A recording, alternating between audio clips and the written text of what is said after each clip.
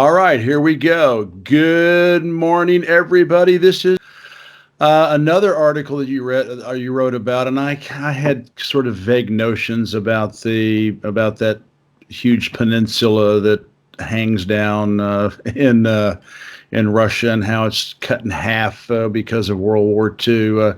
But the whole East Asian development scene cannot be complete without talking about Japan. And it does have this World War II territorial dispute with Russia.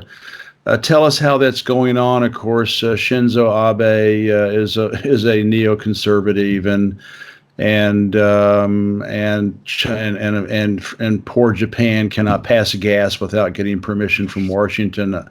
But just tell us about what's going on. I know Russia and Japan are sort of like fumblingly trying to reach an accommodation and finalize their territorial dispute. Just let us know what's going on there.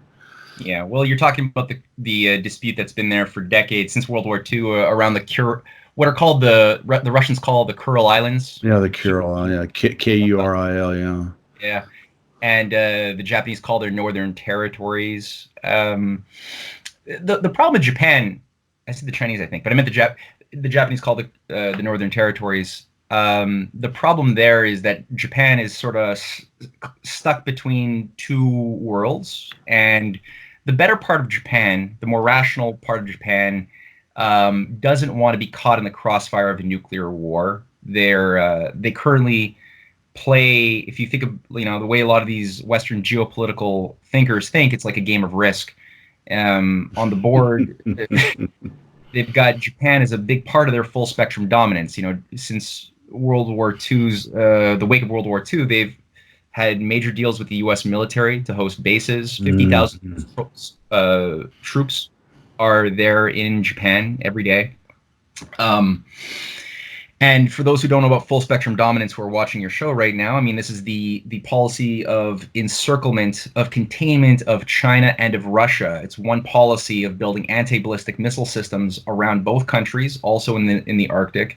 And that the idea, the philosophy is that a nuclear war is winnable using the most advanced cyber, every form of technology that we have in our arsenal.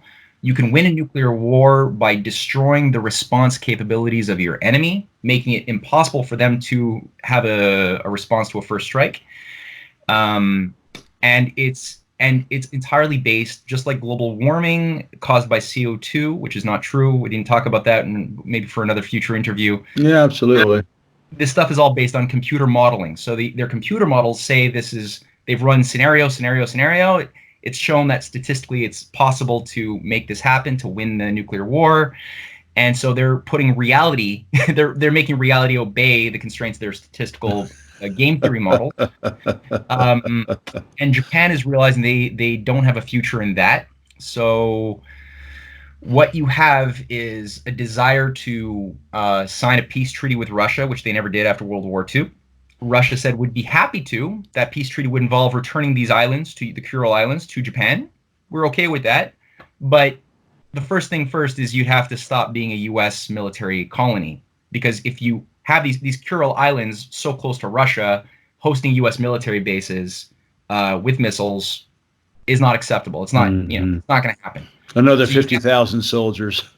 Yeah, no, exactly. So you gotta like win a little bit of sovereignty first, and then we'll be happy to sign this peace treaty. Okay, well that's not going to happen anytime soon. It's just, unfortunately, Japan is just. I mean, the United States has Japan by the short and curlies, and I interviewed A.B. Abrams and his book, his excellent book, and he wrote about how the CIA actually, after World War II, went in and put in switches into Japan's electrical grid, so that they can shut down Japan's electrical grid if they want. In other words, if you get too randy, if you get too independent, we'll just shut your country down. I mean, they've really got Japan just completely boxed in, and Well, okay. Well, that's interesting. So I don't see that. On that note, quickly. Yeah, go ahead. Go ahead. On a positive note, I would say though that there is a flank, a strategic flanking operation that Russia has enacted, which is a little bit hopeful because Japan, along with India and Malaysia, a few other countries, were guests of honor at a recent summit on economic development of the Far East in Russia. I forget. Abe went to that, didn't he? He went to that, yeah. He went to that. Most went to that. And these were a lot of countries who had been set up largely geopolitically to become to play a very anti-China role in the geopolitical game, and they were brought in. They signed a lot of deals. Japan became heavily invested in the LNG-2 Russian pipeline deal. A professor in Pisa, Professor Sassi, made the point that this project will see an unprecedented level of cooperation between Japanese, Chinese, and Russian energy companies in one of the most important Russian energy projects of the next decade. Russia also made a point that the Trans-Siberian Rail is going, over the coming years, they're going to beef up 100-fold increase in cargo on the Trans-Siberian, both by creating more lines, parallel lines, and just enhance the infrastructure of those rail. And so they're going to go from, like, I wrote it down here, 3,000 20-foot units per year to 300,000 20-foot units. Massive upgrade, and that makes, they call it the new artery for Japan-European trade. So, it's impossible to get Japan to work directly with China right now for the reasons you enunciated and a lot more. But because China and Russia have this unifying strategy of cooperation together, I see it as two aspects of one system, two aspects, one process, which with different talents, and they're able to provide maneuvers that are impossible if either one were on their own. So I see that as a really big deal. Yeah, I do too. The Sino-Russian cooperation. God, where would we be without it? It's just unbelievable. I know. It's frightening. It's frightening. Well, thank you for sharing that with us. Maybe they can kind of do, as you're talking about, doing some workarounds and start shipping some stuff from Japan to Vladivostok or wherever, and then shipping it on to Europe, and that would be hopeful. I was fascinated to read about Syria's 5 Cs strategy. I had always read the real reason the West began to destroy Syria with proxy forces in 2011 was to prevent hydrocarbons flowing from Iran, Iraq, and Syria to Syria's Mediterranean ports and via pipelines into Turkey. Do you think that is true? Yeah, well, yes, but there's more to it, because obviously the entire Middle East has been subjected to the same unified model in the post 9/11 world of regime change, and nominally an aspect of this is oil politics. There's no doubt about that, obviously. I mean, anybody, but there's more to it than simply that. Syria has I didn't know this. I wasn't sure what to think about Bashar al-Assad. I didn't really look into it until obviously this debacle unfolded. But then when you start looking into what Assad actually was doing leading up to the Arab Spring, and the U.S. The continued U.S. use, I wouldn't just say U.S. but Five Eyes, deep state, whatever you want to call it, but the entire use of radical Islamic terror movements as a battering ram to subvert nation states. This is something which was applied to Syria to overthrow Bashar al-Assad, the way it was done for Libya with the Libyan Shield and the Libyan Islamic fighters groups, different Al-Qaeda networks. This was also done in Iraq. Except, well, in the case of Iraq, it was different. It was just they directly went and bombed the hell out of the place, destroyed it, and created a garden. They cultivated a garden of Islamic terrorism that could then be used and deployed later on, as we saw. There's certainly a certain amount of oil politics there, but there's also something more, because Bashar al-Assad was fighting for, as you said, his 5 Cs vision.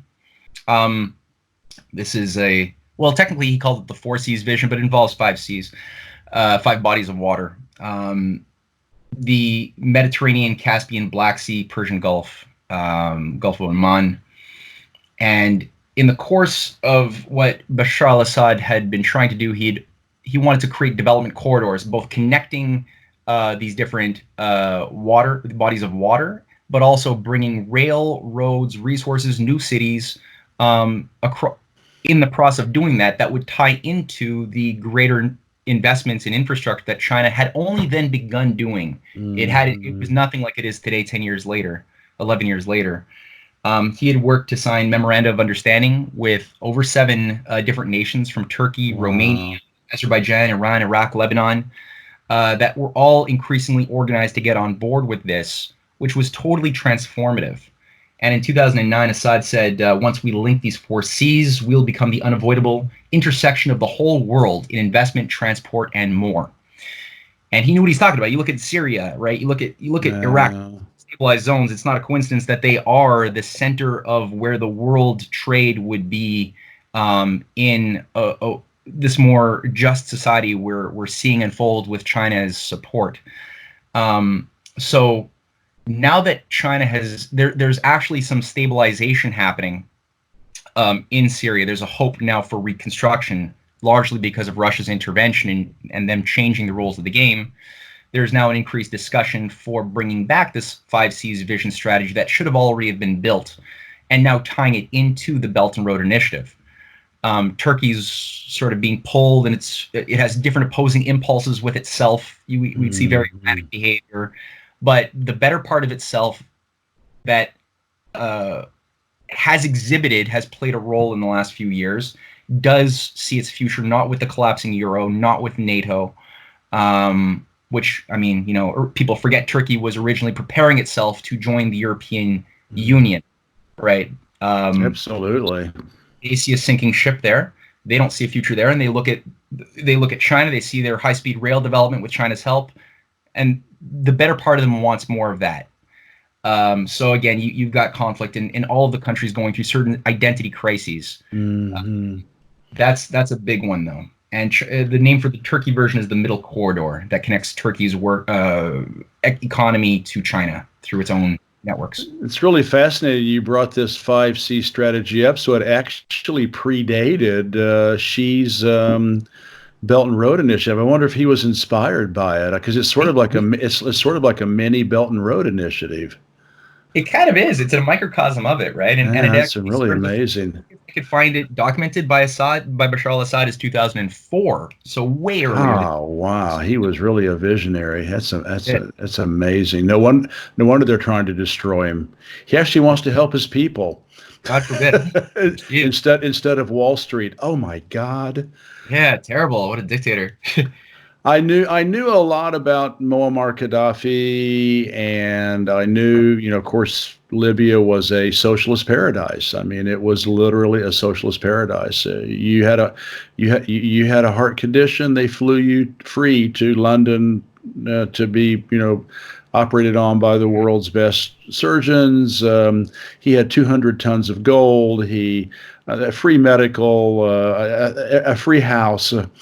25 cents for a liter of gas. He was building infrastructure. There were 35,000 Chinese in China and Libya helping Libya build its infrastructure. I had heard about these waterways that he was building. So he had to go, of course, when he wanted to do the African dinar, the gold-backed African dinar, and dump the euro and the dollar. That was basically, I think, his death warrant. Sure. But you talk, and I didn't know about this. You talked about the Great Man-Made River. You wrote about this, the largest water project in history, with Egypt and Sudan. Can you tell us about that? I thought I knew a lot, but this was one aspect that I didn't know about. Yeah, this had slipped under my radar too, and increasingly, it's unfortunate that we learn so much about these countries after they get bombed to smithereens. But indeed, Libya. I mean, there's a reason why we don't have a lot of. Montreal is a very cosmopolitan city, and we've got people from all over the world. On parle français. You've got a lot of people speaking French, so a lot of people from North Africa. But we don't have a lot of Libyans. We never did.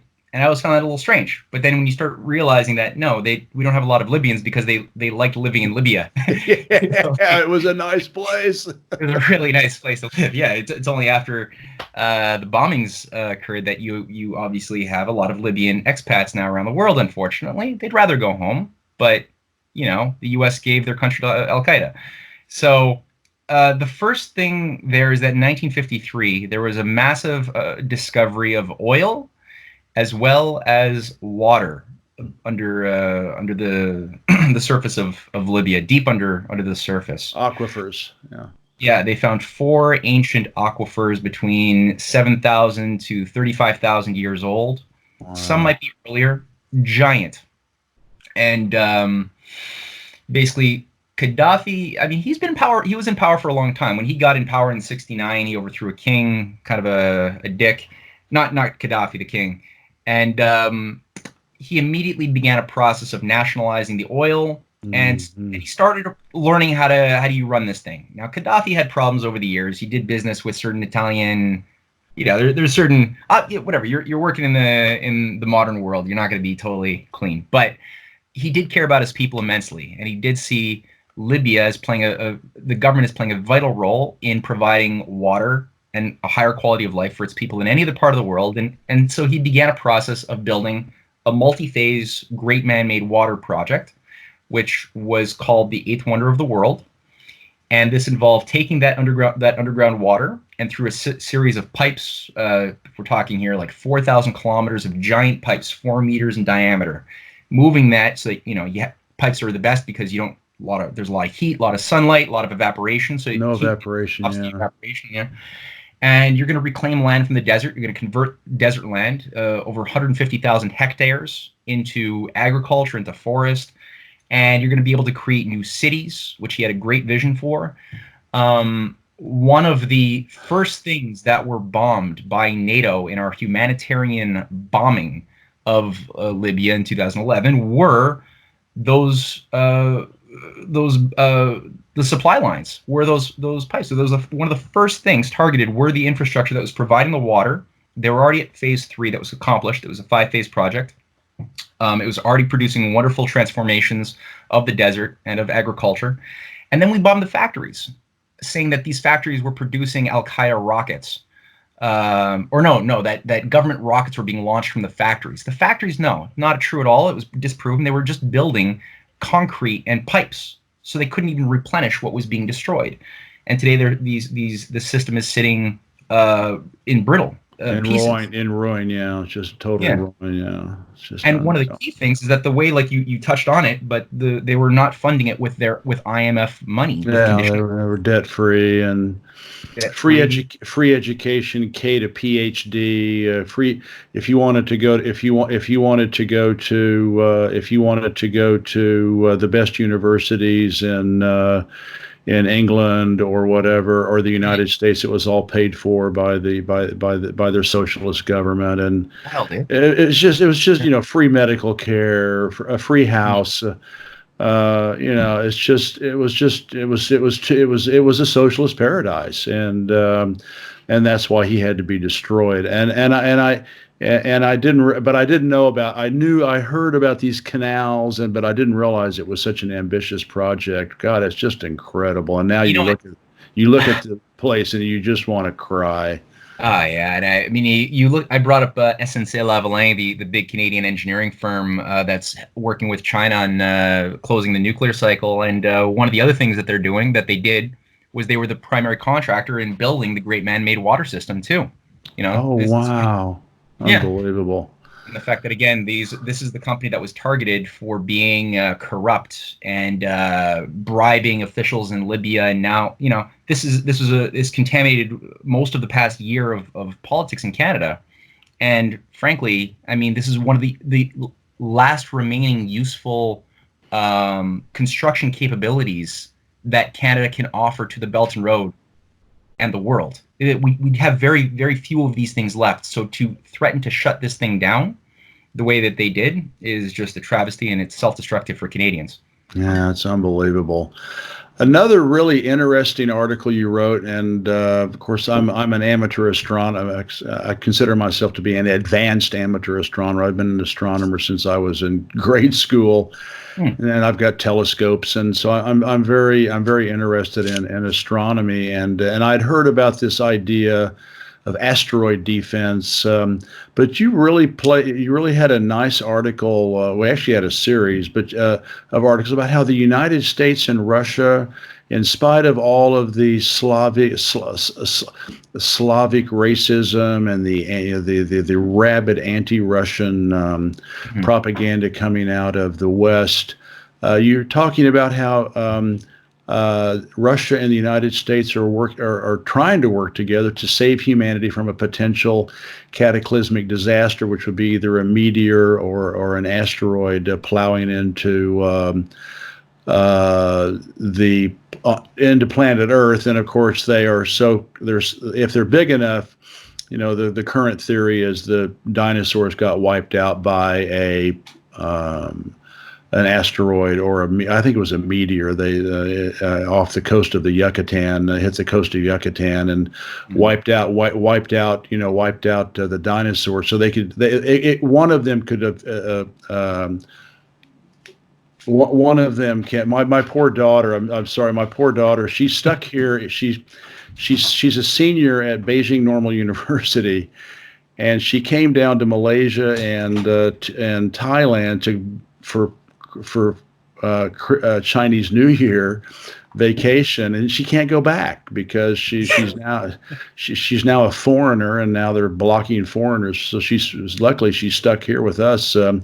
Has a safe place to stay. But anyway, so she's in our second bedroom, which is where my computer is. So I apologize. Anyway, she's been waiting here trying to cross the camera. And I said, "Go on." She just got out of bed. But anyway, this asteroid thing is a big deal. I mean, it could literally wipe out humanity. So just tell us, it's nice to hear that the United States and Russia are trying to work together. And then are the European and Chinese space agencies involved too? Please let us know. Well, yeah, you have what I like to think of as two Americas, just like you have every country. But there's two Americas. There's not just one America. And we see it playing out with this part of America that is trying to run Russiagate, run Ukrainegate.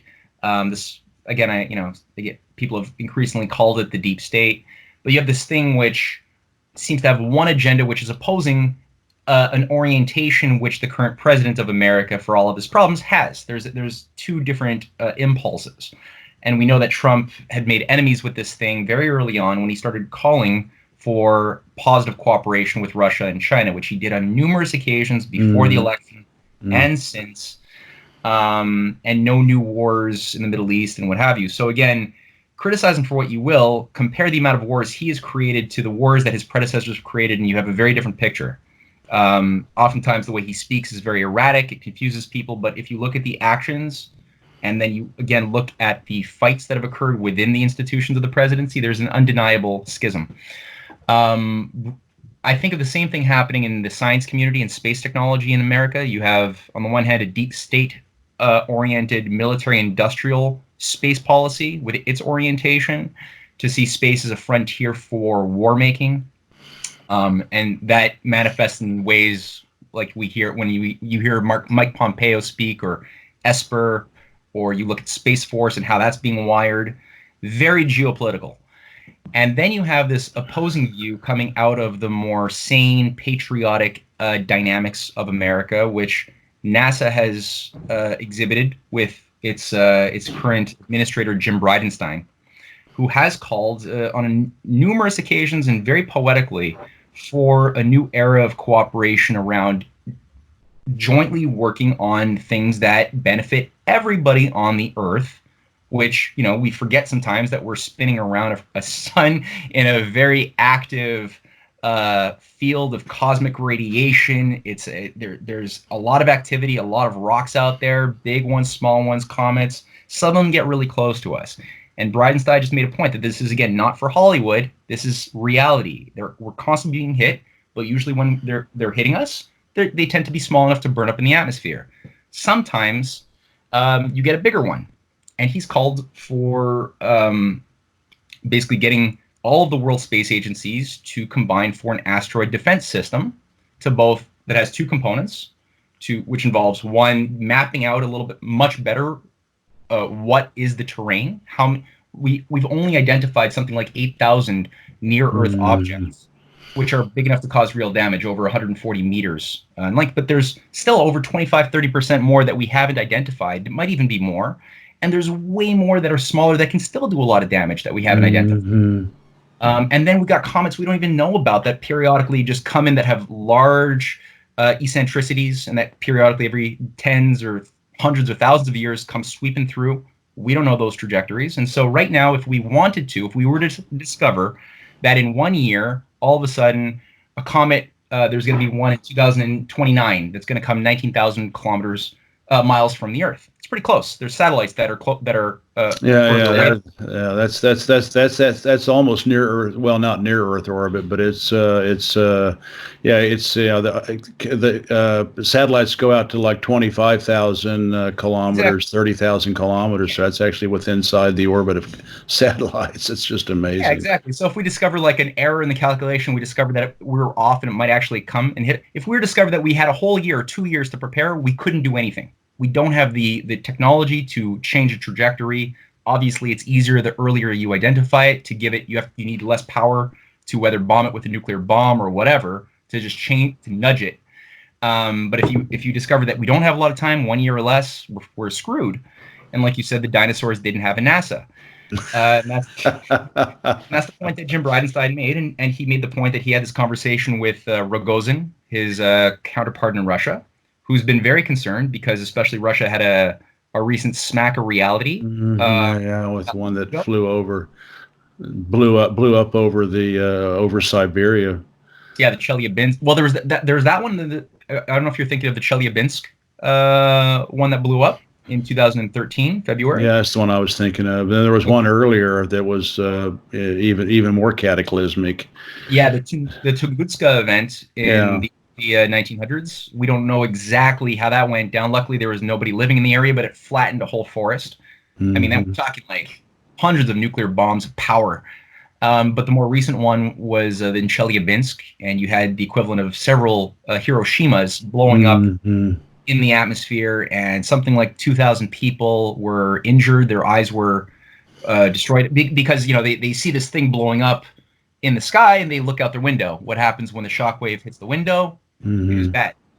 So that was a dose of reality where the world should be pointing its technology and its bombs towards, is instead of us.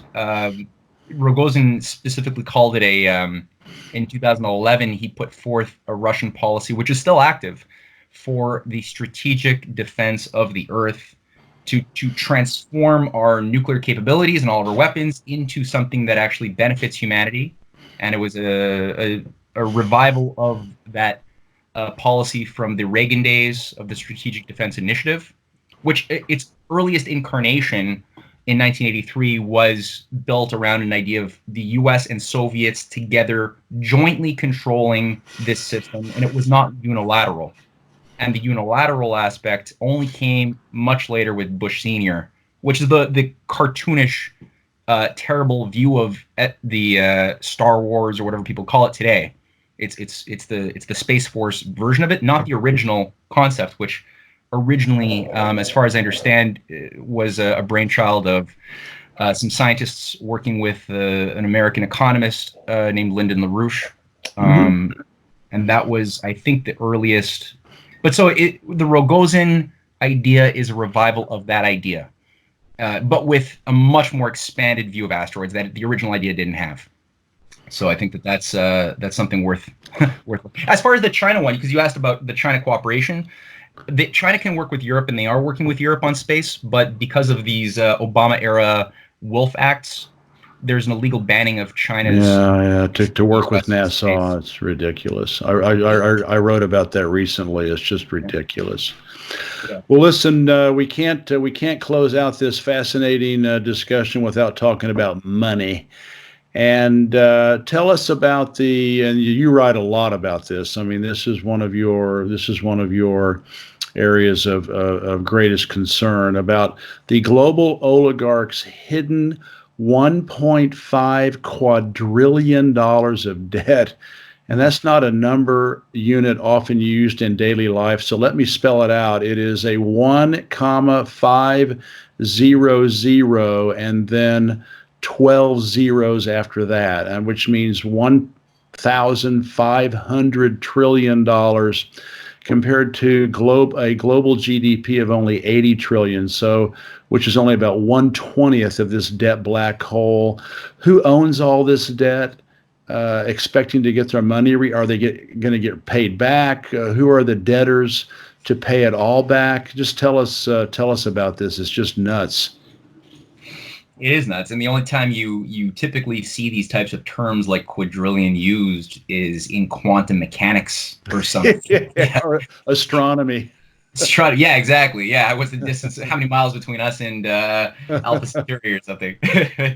But no, we're really dealing with something, and it's actually not a coincidence, I guess. Now that I'm talking about it, that a lot of the scientists that created the economic gambling models that created derivatives, these insurance on bets, on securitized debts that were packaged in, but these were created by a lot of quantum theorists who were formerly working. They called them quants in Wall Street or in the City of London, but they were people who were formerly part of a process that was tied to NASA, tied to nuclear science in the 60s and the 70s.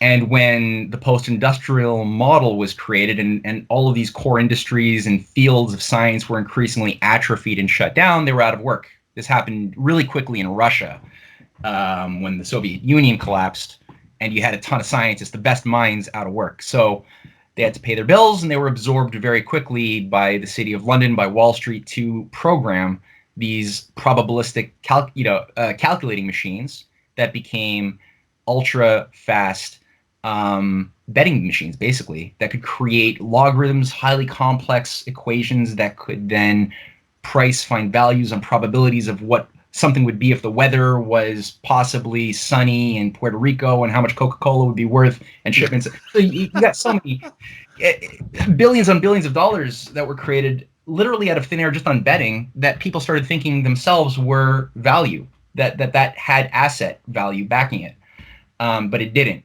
And so, instead of a steel mill or a car manufacturing plant or doing something productive for society. Exactly. Yeah. So like $1 produced or generated in a steel mill, like you said, or in General Motors is very different from $1 produced in a Wall Street hedge fund. Very different. But they don't differentiate them. So that's the problem. And the way that econometrics is taught in modern universities is there's no ability to differentiate qualitatively a good debt from a bad debt, a good asset from a bad asset. It's all treated as numbers, and numbers are all equal. So when they bail out something, if there's an economic crisis, they're not thinking about the qualities. They're thinking about just maintaining the numbers in the bubble. And that means also justifying and expanding upon a lot of the usurious or cancerous debts. It's like feeding a cancer at the expense of the healthy tissue. Mm-hmm. And that's what's been going on now for a number of years, and it's getting a lot worse with the current crisis. So all that to say, the derivatives didn't exist in any significant form before Alan Greenspan really normalized them in '87 when he had the markets tank by 25%. And that collapse should have been a wake-up call to reorganize the banking system by Western nations properly, if we were thinking properly, but we weren't. And instead of re-regulating and remobilizing and building the workforce again that had been lost over 20 years, Greenspan said, we'll create creative financial instruments. Increasingly, these became different types of derivatives that grew quickly to $2 trillion by 1991. They grew to $70 trillion by 1999. And then when Glass-Steagall was taken down as one of the last Clinton did. By Clinton, Clinton. liberal Democrat. Yeah, right. Total travesty, right? I mean, I'm not going to say that Clinton was like his wife in the sense that, I don't think that he was this warmongering freak of nature that wanted to really blow up the world the way I fear that Hillary has in her eye. Well, she was the architect behind Libya. Yeah, right. The takedown of Libya. So yeah, I think Clinton had some good impulses now and again, and he had a lot of problems, a lot of them, and he was castrated after the Monica Lewinsky takedown, that attempt to impeach him, and his last 2 years were pretty much Larry Summers and Al Gore running the show when a lot of the worst things were done, and he's shown no evidence that he's changed, that he's become an actual competent human being at this point. But all that to say, so Glass-Steagall was taken down, and then derivatives went quickly to 70 trillion, and now we're up to quadrillions. And so that's who owns them is the top level experts are hard pressed to say who owns, even how many. How do you measure what they are? Who owns them? I mean, it's really tough to say. It's very ephemeral. It's very disassociated from measurable reality. Very disassociated from GDP, and it.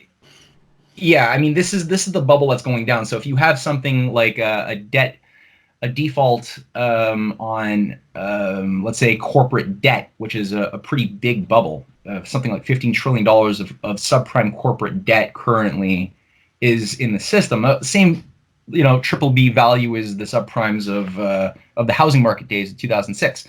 So let's say you got a default and that goes bad. It's not just that 15 trillion going bad. It's all of the insurance on the debts on the insurance on the debt that's built on that.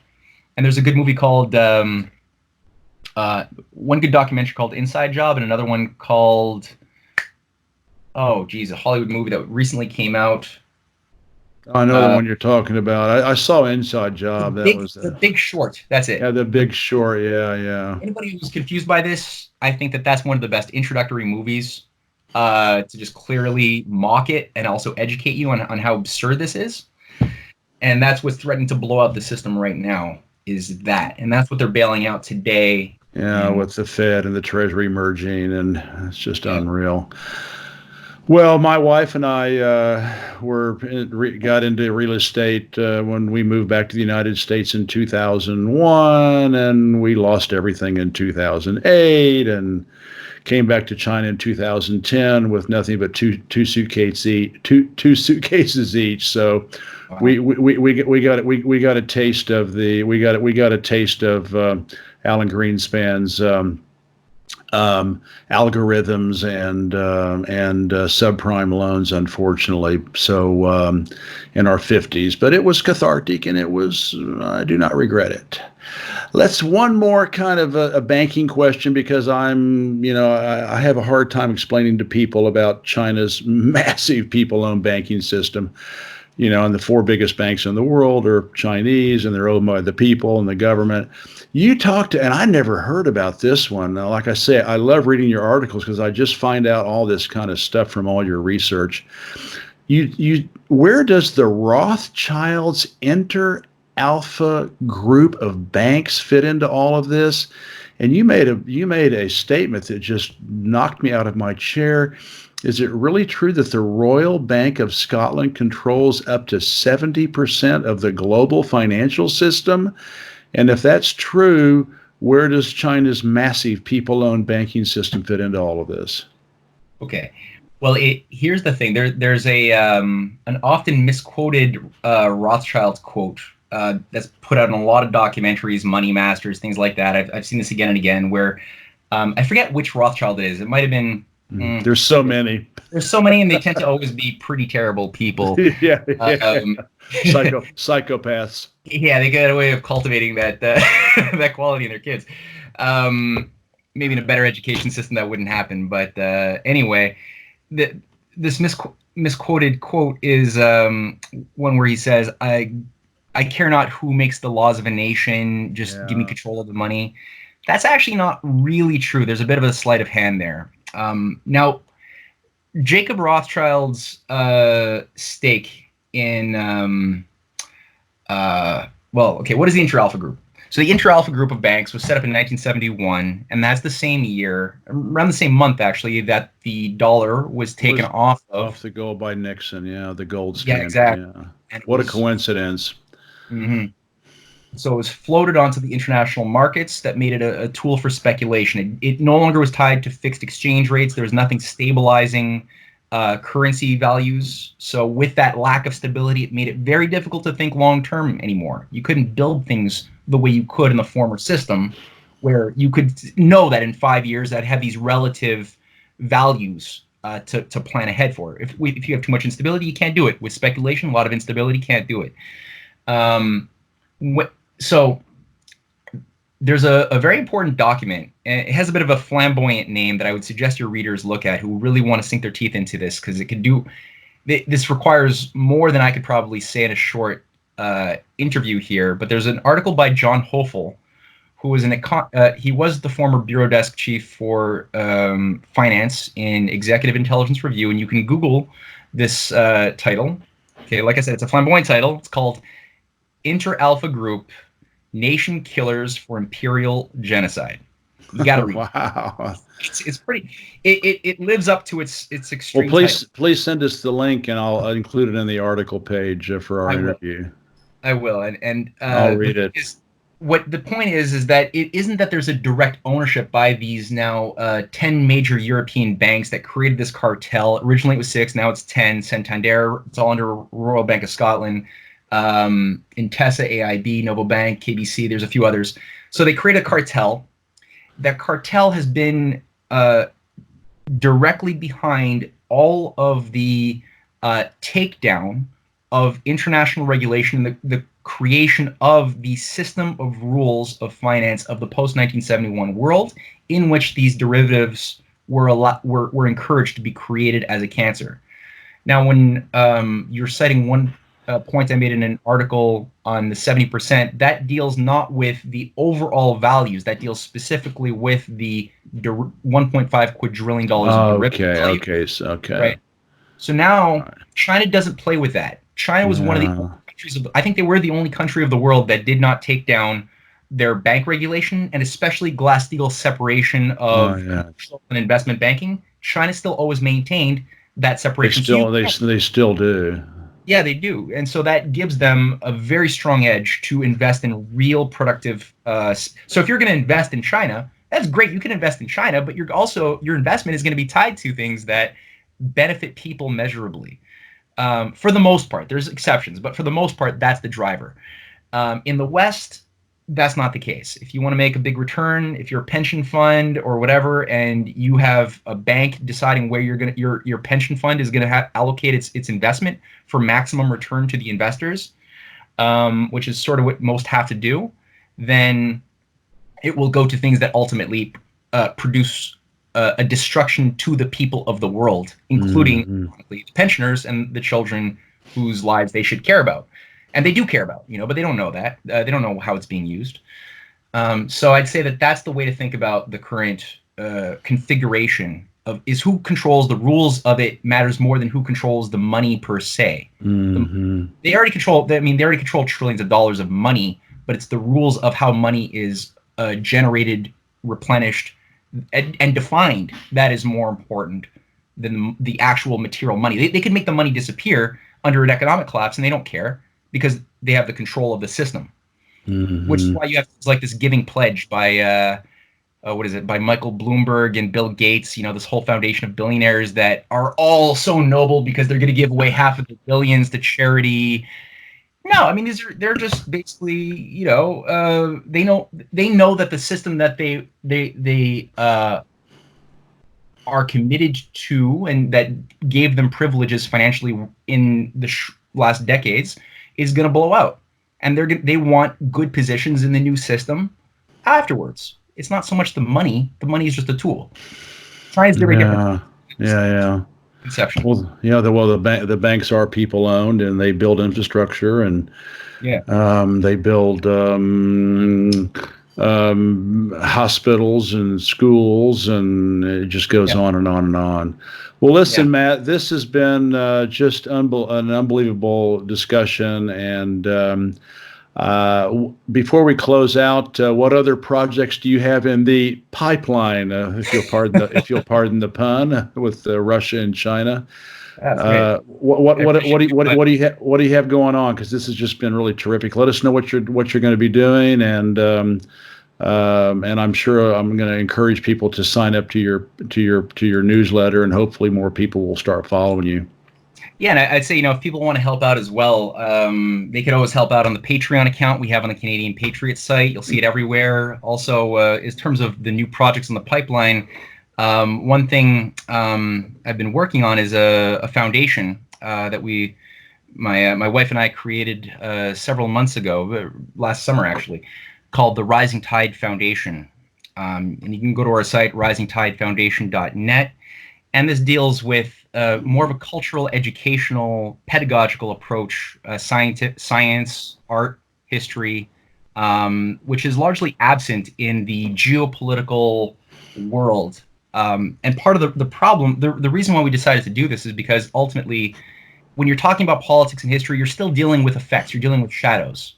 The shadows are something which it's important to know the details, but ultimately, like I was saying at the beginning of my interview when I was an art student, the deeper thing is what is the culture that is shaping the individuals that transcend the generations that come into being, right? Because people wonder, how can you have a conspiracy? They don't believe in conspiracy theories because it's like, isn't everybody just selfish? How can you have an idea that's maintained, a continuity that's maintained over so many generations? Wouldn't it just collapse? Nobody can keep a secret. And it's like, well, it's not about a conspiracy in the cartoonish word of Fight Club where everybody's just in on it. It's that you have a way of thinking that encourages certain parts of your persona to come to the fore and define how you think of yourself and the future and the past, and how you judge right and wrong, beauty, ugliness. All of these things are interconnected. Science, art, morality, politics, they're all interconnected parts of the same thing. And so we started the Rising Tide Foundation to try to work on developing something that would give people that edge where they could cultivate wisdom the way you had with people like Plato's students. People were working politically at the time in ancient Athens to fight a battle against Persia, to defend the better parts of their society, and to create a school that would encourage learning, discoveries, astronomy, and make people who are capable of organizing for a republic. That's what the republic was about in Plato, was not just a theoretical ivory tower exercise. It was really a challenge to think, can we create this type of society that's not merely blind mob or tyranny or aristocracy or democracy, or it's not one of these things that always cyclically just turn into each other, which was he talks about that, but he's saying, can we create a society where everybody is sovereign? You don't just have one sovereign, but everybody is capable of cultivating their sovereign capacities of being human and judging right and wrong for themselves, and not based on authority, not based on something lower, but a real internal standard of discovery. And that requires patience. It requires a bunch of things. So anyway, the Rising Tide Foundation is something people can watch videos, or classes, lectures, writings, and you can make contributions if you are an artist, if you're a philosopher, if you're somebody who has good ideas you want to share. Submit them, and who knows, maybe we'll publish them as well. Cool. Well, listen, Matt, this has been a blast intellectually and casually. I've just really enjoyed it. By the way, what you just described about the Rising Tide Foundation is also very Confucian, very Buddhist, and very, very Taoist. So I think you've kind of come full circle with Plato. You can find Matt at www.canadianpatriot.org, and again www.risingtidefoundation.net. I'll be honest with you, I was looking at your essay, your writing website. I will check out the Rising Tide Foundation.